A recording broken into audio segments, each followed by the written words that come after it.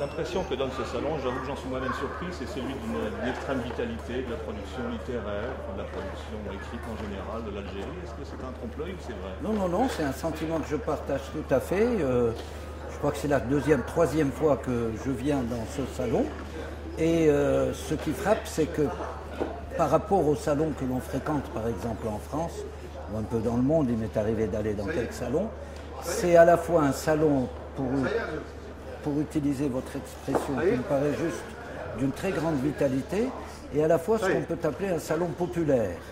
Vous n'avez pas ici simplement des couches d'intellectuels, des gens qui ont l'habitude du commerce et de la connaissance et de la fréquentation des livres. Il y a tout à fait une dimension un peu populaire qui donne un peu une ferveur vis-à-vis du livre, oui, tout à fait. Alors c'est un peu un but commun, hélas, de dire que l'Algérie sort d'une période plutôt sombre. En est-elle d'ailleurs tout à fait sortie? Je ne sais pas, c'est une autre histoire, mais est-ce que quelque chose se réveille dans la société algérienne, dans la production littéraire aussi, et dans la production littéraire serait l'expression?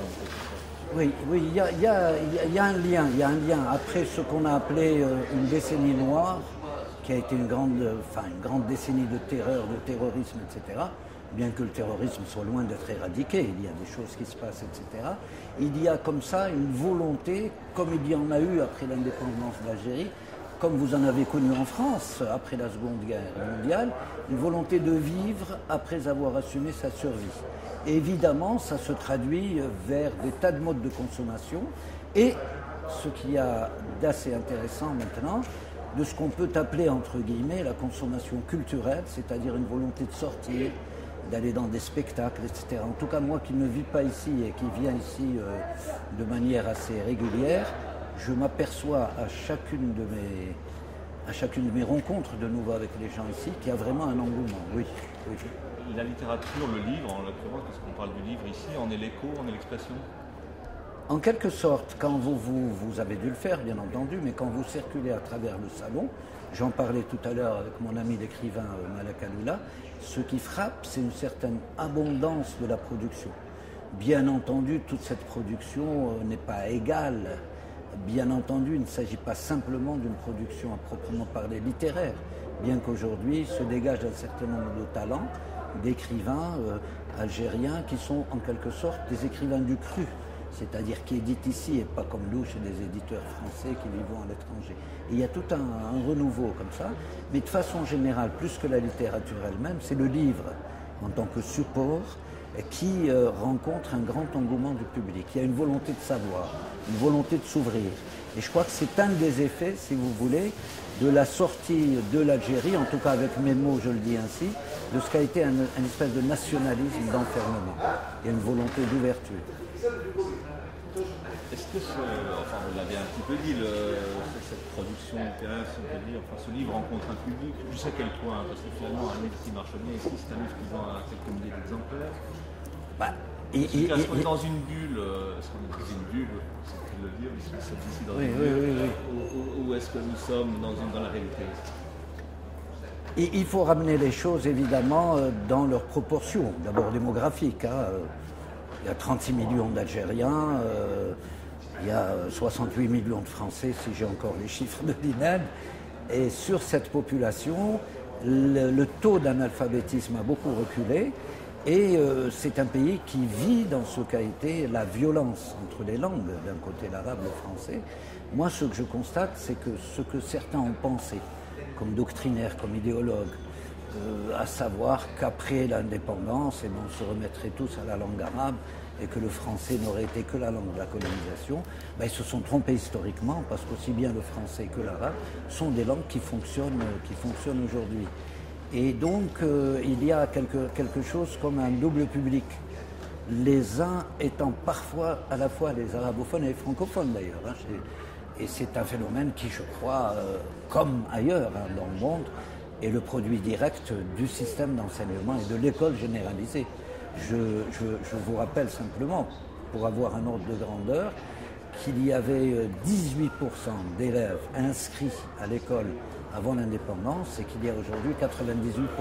Oui, alors là aussi quelque chose a changé parce qu'il y a 10 ou 15 ans, on donnait pas très cher du français peut-être. Oui, c'est tout à fait ce que je vous disais. Pourquoi une langue persiste? C'est à la fois un effet évidemment de l'enseignement, puisque la langue française est maintenue à partir de la 3e année, et c'est également quelque chose qui me semble être, en tout cas c'est mon hypothèse, de l'ordre de l'imaginaire. Il y a à partir de l'Algérie un imaginaire de lien avec la France qui n'a finalement pas été rompu, parce que les liens physiques eux-mêmes et des populations ne sont pas rompus. Évidemment, il y a près de 3 millions d'Algériens qui vivent en France. Il y a les phénomènes de la mondialisation par le champ télévisuel. Vous vous apercevez qu'au-dessus de chaque maison, il y a un couscoussier, c'est-à-dire une antenne parabolique. Les gens suivent de plus en plus ce qui se passe dans le monde, et l'ouverture au monde ici passe par le français. Quelque chose qui m'a frappé aussi, c'est en fait,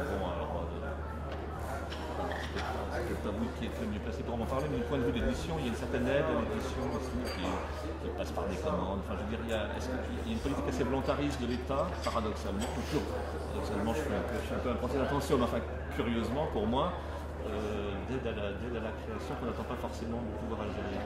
C'est un éditeur qui vous répondrait plus que moi. Hein.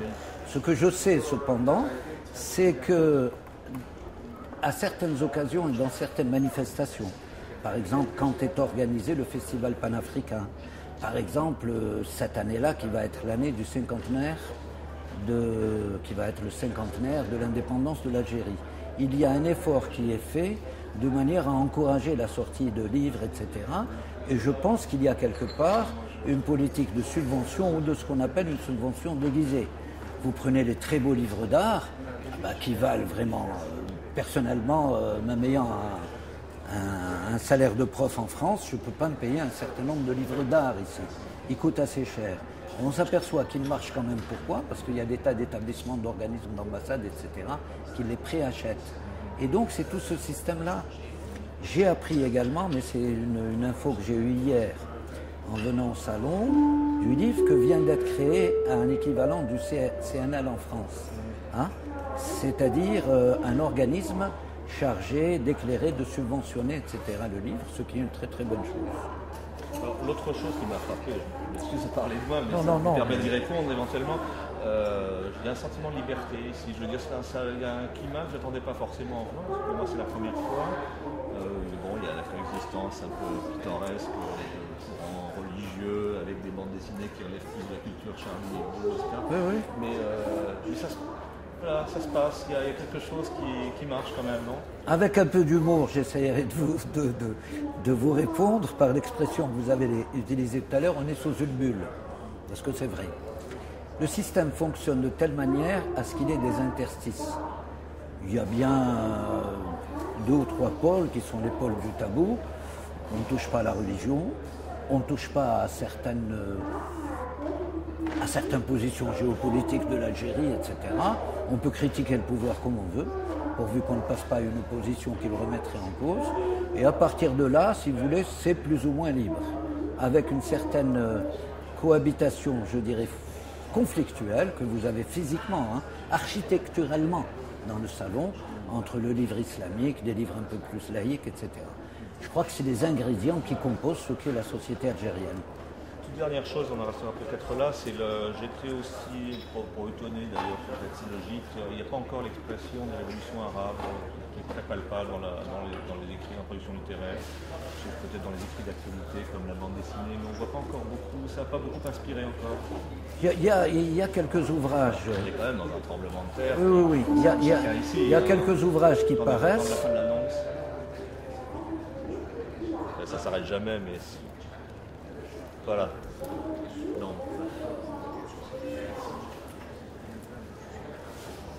Ouais. Non. Bon, ça fait rien, c'est pas trop fort. Tout à l'heure, c'était fort. Allons-y. Oui, il y a quelques ouvrages qui viennent de paraître, quelques-uns, mais vous avez raison de souligner que par rapport à l'écho de cet événement et de l'ère géographique et culturelle, c'est vrai qu'il n'y a pas assez de pesanteur sur cette question dans les écrits. Mais en même temps, je viens de participer ce matin à un grand colloque du quotidien Al-Watan qui porte fondamentalement sur cette question. De la même manière que ce colloque doit se prolonger par un grand colloque ce salon du livre doit se terminer par un grand colloque sur ces questions liées mais les gens, je pense, sont très très sensibles à ça. Et il manquerait peut-être, comment dirais-je, un système éditorial qui répond très vite aux faits, aux événements. Bon, par exemple, à peine les choses avaient commencé en Tunisie, qu'il y a eu 6 ou 7 livres dans l'édition française. Je ne suis pas toujours certain que les livres et les ouvrages cocotte-minute soient les livres les plus opérants, parce qu'il faut toujours un temps vers l'analyse. Mais effectivement, je crois que c'est un domaine dans lequel ça devrait se développer. Oui. Ça, dans un sens, c'est la traduction pratique. Vous sentez que ça travaille, en fait? J'ai l'impression. Et encore là, ce ne sont que des impressions, sur toutes mes réponses d'ailleurs, de quelqu'un qui est assez attaché à cette société pour en connaître tous les bouts, pour autant qu'on puisse connaître sa société, mais qui en même temps ne vit pas là. Et je crois que ça présente parfois un avantage d'être à la fois dehors et dedans, parce qu'on voit les choses.